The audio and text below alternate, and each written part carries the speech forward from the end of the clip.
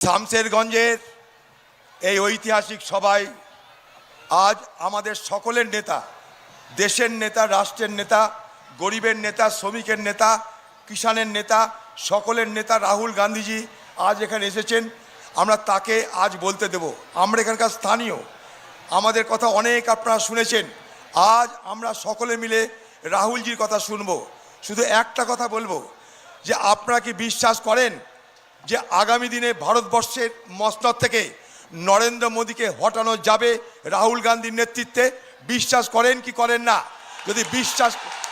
যদি বিশ্বাস করেন তাহলে হাত উঠিয়ে বলে দিন রাহুল গান্ধীকে আমরা আপনার পাশে আছি। হাত উঠিয়ে বলুন।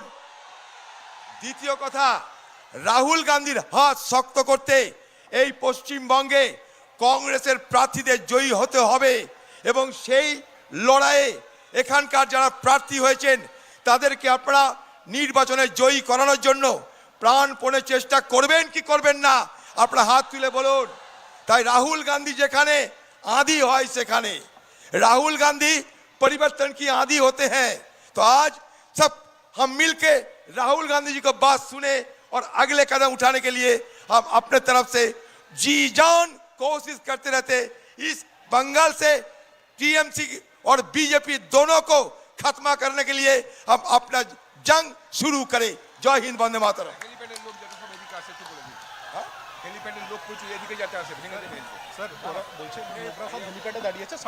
হেলিপ্যাডে যারা দাঁড়িয়ে আছেন চলে আসুন সামনে।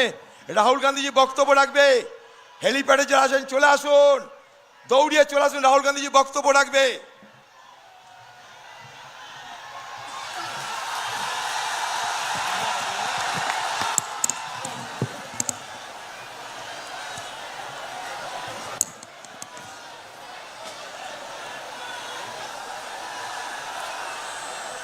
गुलाम मीर जी, अधीर चौधरी जी, डॉक्टर इरफान अंसारी जी, प्रकाश जोशी जी, राजेश ठाकुर जी, स्टेज पे कांग्रेस पार्टी के वरिष्ठ नेता, हमारे कैंडिडेट्स चक्रवर्ती जी, आलम जी, मोहताब एसके जी, अल्फाजुद्दीन जी, इरफान अली जी और नासिर एसके जी, भाइयों और बहनों, प्रेस के हमारे मित्रों, आप सबका यहाँ बहुत बहुत स्वागत। और आज मीटिंग में बहुत सारे जो बच्चे आए हैं आपका भी यहाँ पे स्वागत, नमस्कार।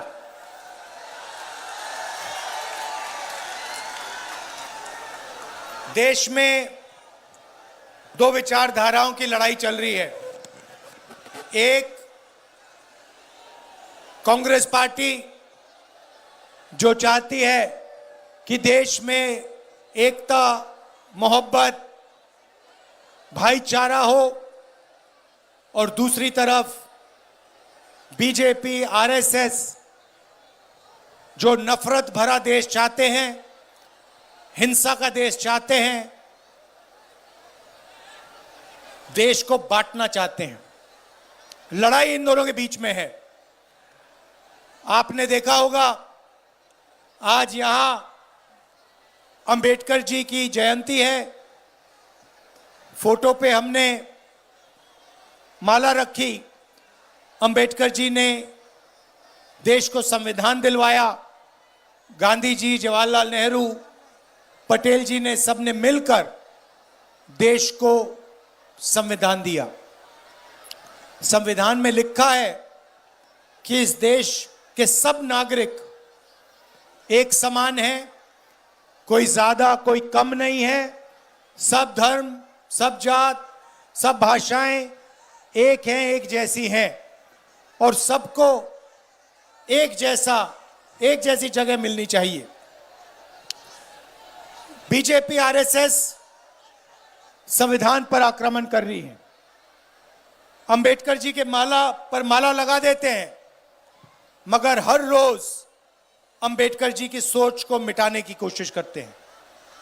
लोकतंत्र पे जो आक्रमण हो रहा है, एसआईआर जो हो रहा है, हिंदुस्तान की संस्थाओं पर जो आक्रमण हो रहा है, जुडिशरी पे जो आक्रमण हो रहा है, ये सारा का सारा संविधान पर आक्रमण हो रहा है, संविधान को कमजोर करने का काम किया जा रहा है। बंगाल में तो आप जानते हो, बीजेपी आरएसएस के लोगों ने, इलेक्शन कमीशन ने लाखों लोगों के वोट वोटर लिस्ट से निकाल दिए हैं। जो भी गलत निकाले गए हैं, जो भी व्यक्तियों का नाम गलत निकाला गया है, उन सारे के सारों का हम नाम फिर से लिस्ट पे डालेंगे।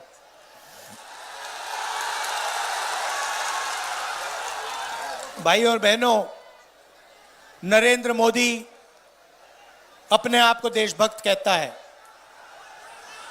हाँ, आपने आजकल आप टीवी देखते हो, मीडिया देखते हो, आपने नरेंद्र मोदी का चेहरा देखा आजकल?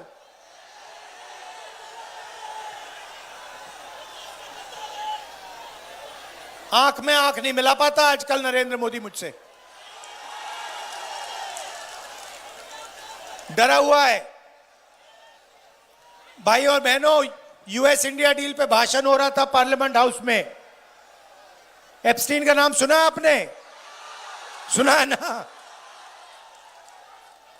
नरेंद्र मोदी के जो चरित्र है, उसकी सच्चाई एप्स्टीन फाइल में बंद पड़ी हुई है। ये महिलाओं की ज्यादा बात करता है, मगर इसकी सच्चाई बिल्कुल दूसरी है। और इसकी सच्चाई एप्स्टीन फाइल में बंद जो 35 लाख फाइलें जो बंद पड़ी हैं, नरेंद्र मोदी की सच्चाई उन फाइलों में है।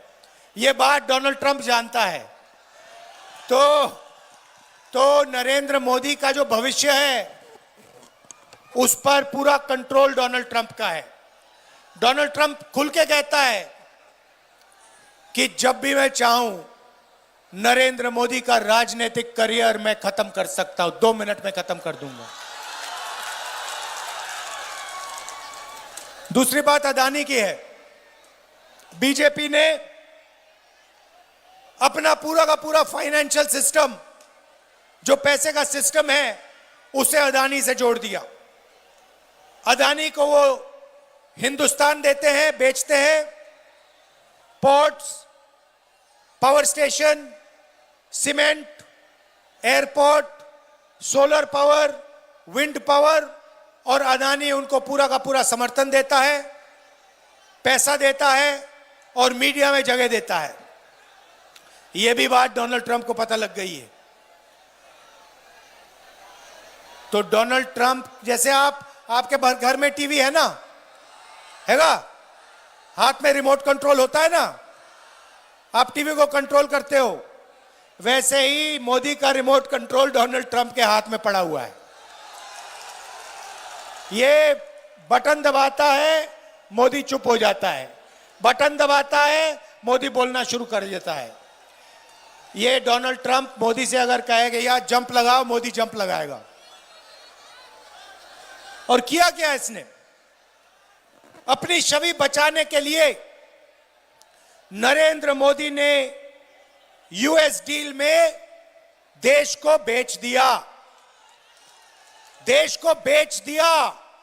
अपने आप को यह देशभक्त कहता है, इसने देश को बेच दिया है। इसीलिए यह मेरे सामने पार्लियामेंट हाउस में खड़ा नहीं हो सकता। यह भाग गया।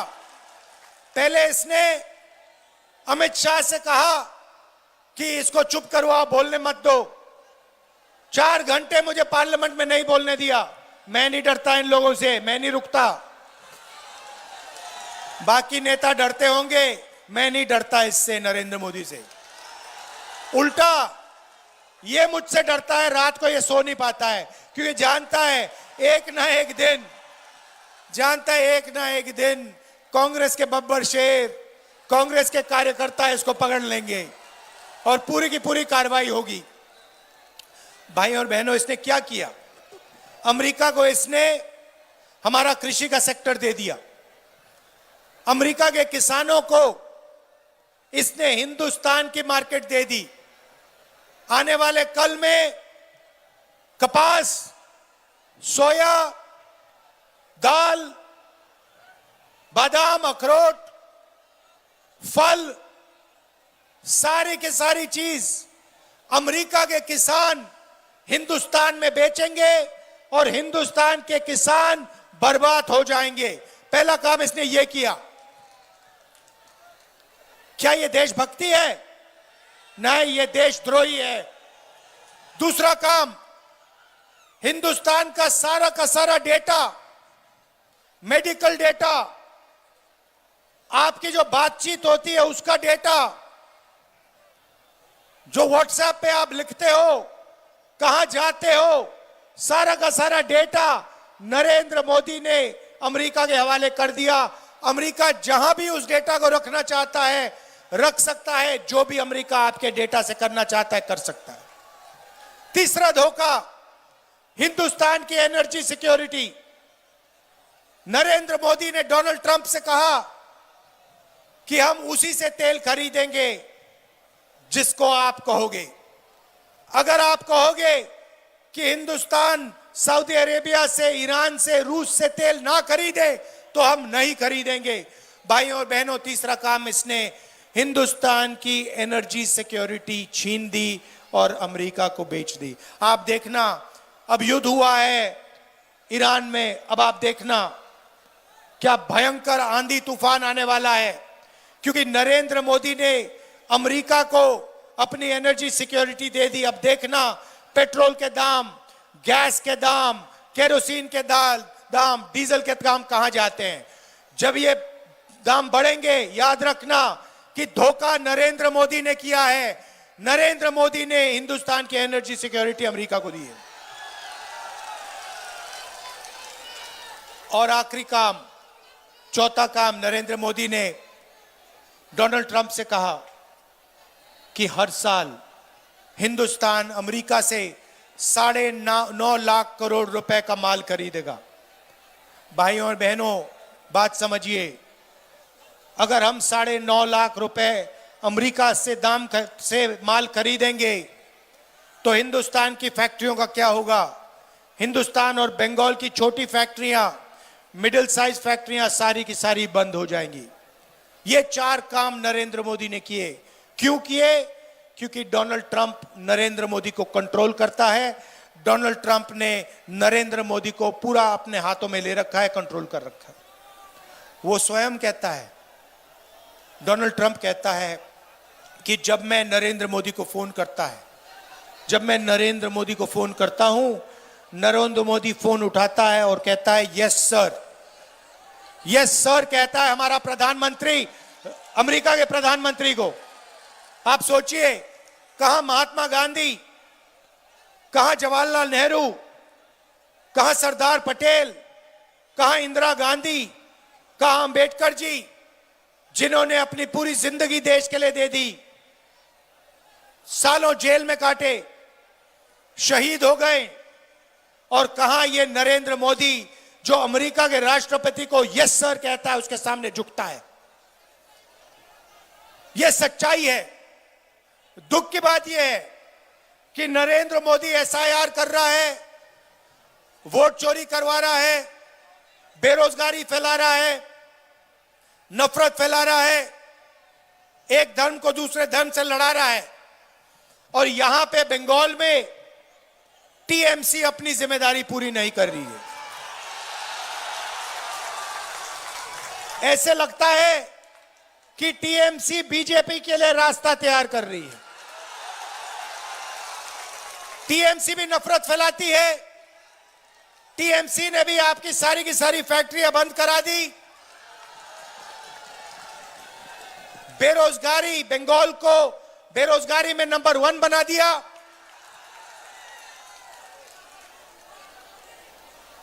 और भ्रष्टाचार की तो बात ही नहीं शुरू की मैंने। नरेंद्र मोदी सबसे भ्रष्ट प्रधानमंत्री है, तो यहां पे बंगाल में भी भ्रष्टाचार का रिकॉर्ड तोड़ दिया गया है। शारदा स्कैम, 17 लाख इन्वेस्टर्स का पैसा छीना, 1900 करोड़ रुपए उनके लिए उनको वापस नहीं दिए। Rose Valley chit fund scam, 31 lakh investors का पैसा छीना, 6000 6,600 करोड़ रुपए उनसे लिए।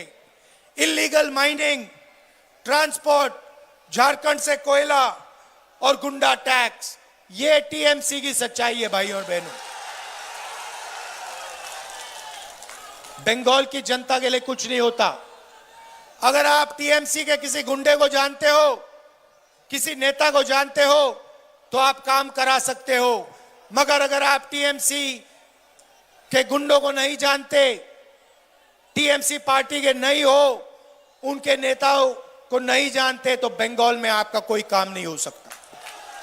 और पूरा का पूरा बंगाल सिर्फ पार्टी को चलाने के लिए, बंगाल की जनता के लिए कुछ नहीं किया जाता। आपके लिए बेरोजगारी, भ्रष्टाचार, नफरत और उनके लिए बंगाल का धन। भाई और बहनों, टीएमसी सिंडिकेट बंगाल को चलाता है। यह बंगाल की सच्चाई है। आपके चीफ मिनिस्टर ने वायदा किया था कि मैं 5 लाख नए रोजगार दिलवाऊंगी। मिला आपको रोजगार? मजाक है। उल्टा 84 लाख युवाओं ने एम्प्लॉयमेंट अलाउंस के लिए एप्लीकेशन भरी है। एक तरफ ममता जी कह रही हैं कि मैं बेरोजगारी मिटाऊंगी, 5 लाख युवाओं को रोजगार दूंगी, वो 2021 में कहा था। दूसरी तरफ 84 लाख बंगाली युवा अनएम्प्लॉयमेंट अलाउंस के लिए फॉर्म भर रहे हैं।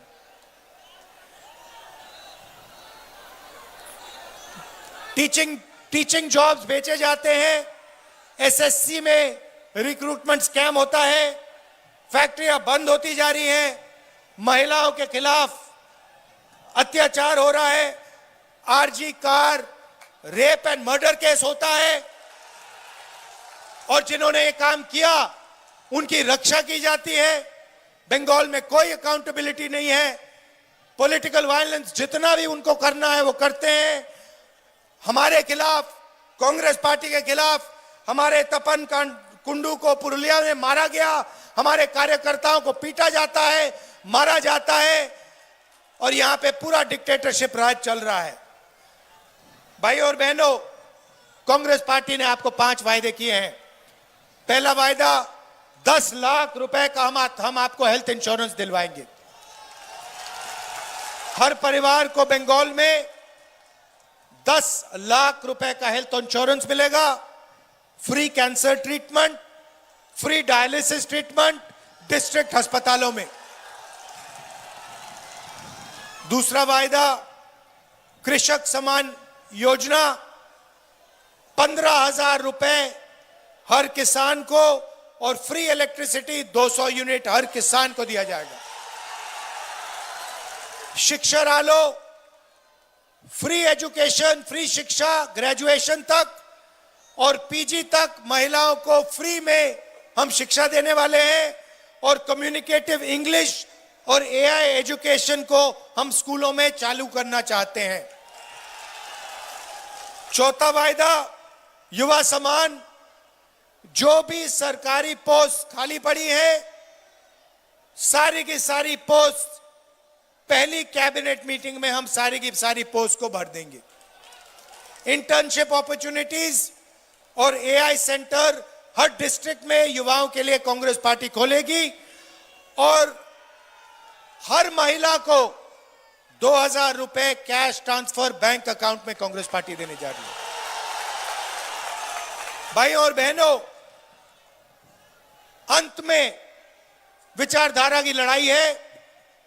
बीजेपी जानती है कि तृणमूल पार्टी उनको देश में नहीं हरा सकती है, देश में नहीं रोक सकती है।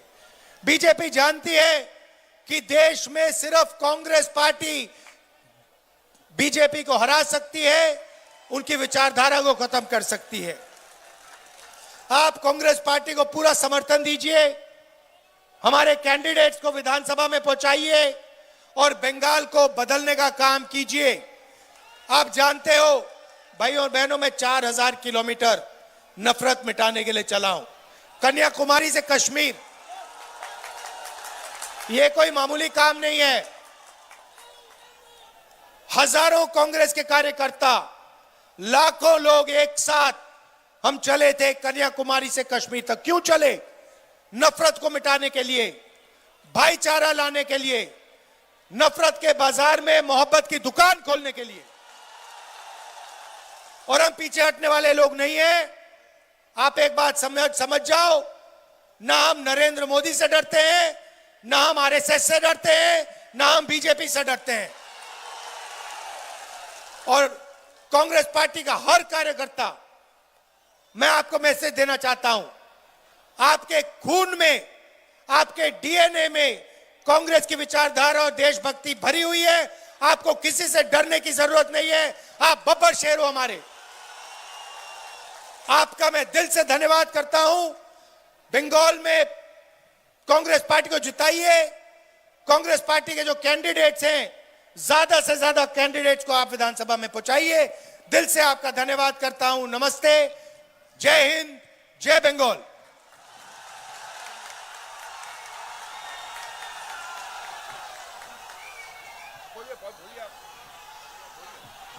अब मैं सभी उम्मीदवारों से आग्रह करूंगा कि वो आए और आदरणीय राहुल गांधी जी को माला पहनाने का काम करें। आइए, स्वागत कीजिए आदरणीय राहुल गांधी जी का। भैया बेस्ट कैंडिडेट और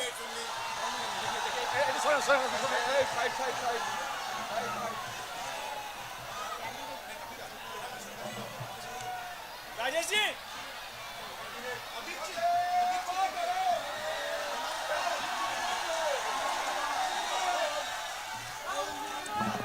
अब मैं अधीर रंजन चौधरी साहब से कहूंगा कि आदरणीय राहुल गांधी जी को मोमेंटो दे करके स्वागत करेंगे। आदरणीय अधीर रंजन चौधरी साहब।